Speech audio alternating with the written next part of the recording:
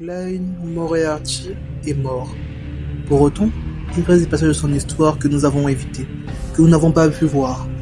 Donc si vous le voulez bien, restez avec moi, écoutez ma voix et préparez-vous à voir les OAV de son histoire.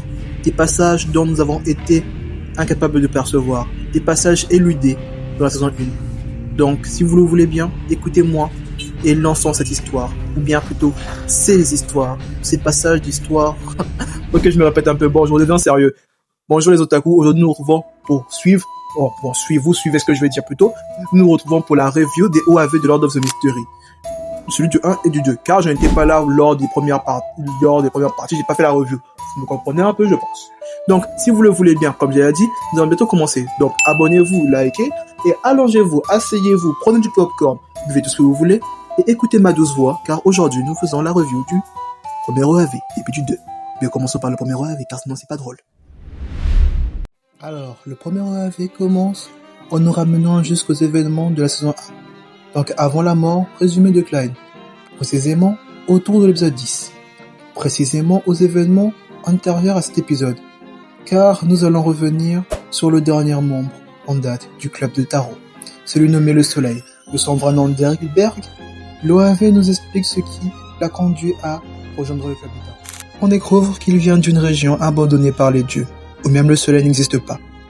Sa communauté fut dans une ville nommée la Ville d'Argent, dernier bastion de son peuple, qui se font traquer par des créatures monstrueuses et affreuses. Derek vit lui aussi avec ses parents, qui cultivent la seule ressource de ce territoire, une nourriture appelée le pain noir, ou le blé noir, je me rappelle plus trop bien du nom, désolé. Alors que les parents de Derek cultivent cette nourriture, Derek voit une femme dévastée. Derek, encore enfant à ce moment-là, demande à ses parents pourquoi cette femme est ainsi. Les parents évoquent alors une malédiction, sans vraiment s'y attarder. Nous aurons des informations plus tard. Plusieurs années plus tard, nous revoyons les parents de Derek dans une expédition de 5 personnes pour trouver des survivants hors de la ville d'Argent. L'un des membres de ce groupe est une transcendante de séquence 5 du chemin du berger. Mais alors que les parents de Derek trouvent un objet, le groupe se fera attaquer par les fameuses créatures. Et après un combat ma foi pas désagréable, on refait un focus sur Derek, qui suit un cours, qui sera malencontreusement interrompu par sa convocation. Il nous sera enfin expliqué ce que est la malédiction. Car si Derek a été convoqué, c'est pour tuer ses parents, qui ont été infectés par les créatures. C'est en ça que consiste la malédiction.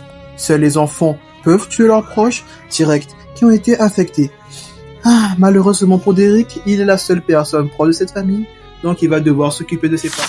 Après avoir tué ses parents malgré lui, Dick recevra l'objet qu'ils avaient trouvé, et nous le revoyons dans sa scène d'introduction de l'épisode 10, et avec une meilleure focus. Pourquoi j'ai dit une meilleure focus? Vraiment, cette vidéo va finir par me tuer, pourtant c'est la première de cette chaîne. Bon, revenons. Après un meilleur focus, nous revoyons comment il a choisi sa carte, qui est celui du soleil. Et c'est ainsi que se termine l'OAV. Oui, cette première partie était courte, je l'accepte. Mais ne vous inquiétez pas, la deuxième partie sera un peu plus longue. Et maintenant, transition.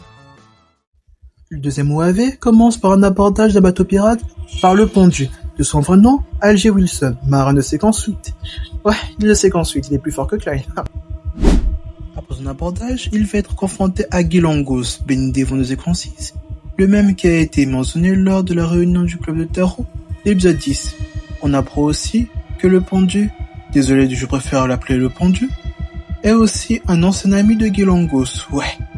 Et après un coup de pression qui implique un changement d'apparence, Gilongos s'en va. Mais le Pendu prenant le somme décide de convoquer la réunion du club de tarot.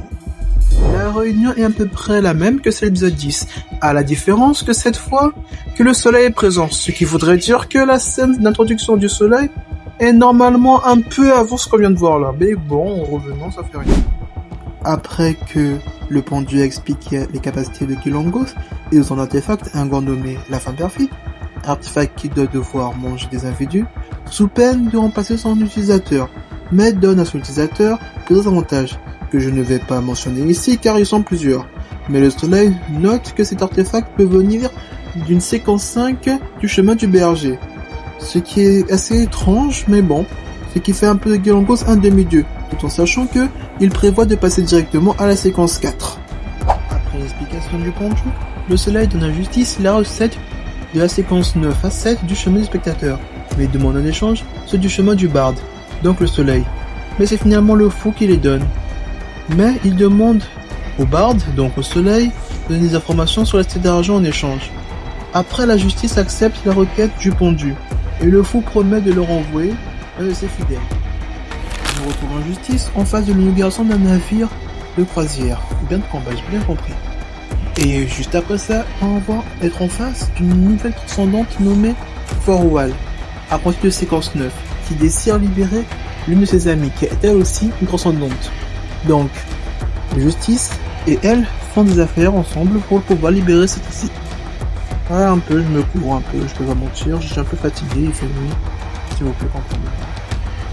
Après que Justice ait accepté, elle demande quand même des conditions. Il faudrait que Ford et son ami Xio Derecha, dans la séquence 9 de l'arbitre, enquêtent sur Gilangos, et avec, bien sûr, quelques petits paiements à côté, sinon ça ne serait pas drôle. Après plusieurs échanges sur l'enquête, et une scène assez drôle entre Suzy, le chien de justice, et un autre chien, Forrest et Richard rendent visite à leur informateur, qu'ils vont retrouver mort. Ouais, l'ambiance. Gilangos les avait repérés, il les attaque, mais, grâce à un mystérieux artefact, Forrest crée un portail qui leur permet de fuir. De son côté, Gilangos nous informe qu'il s'agit d'un pouvoir de séquence 5, de la voix de Forrest, ce qui est assez étrange sachant que Forrest n'est que de séquence 9. En tout cas, ça voudrait dire donc que cet artefact lui permet de sauter de séquences. Intéressant. Mais malheureusement, c'est tout ce que l'eau avait là pour nous deux. Je dis nous deux, vous et moi, le spectateur et moi. Car je suis seul en train de faire un doublage. Ah, la vie. Et dire que je me fatigue et je n'ai même pas encore mon bac. Merci d'avoir regardé la vidéo. Abonnez-vous pour ne rien manquer. Aux prochaines vidéos, bien sûr.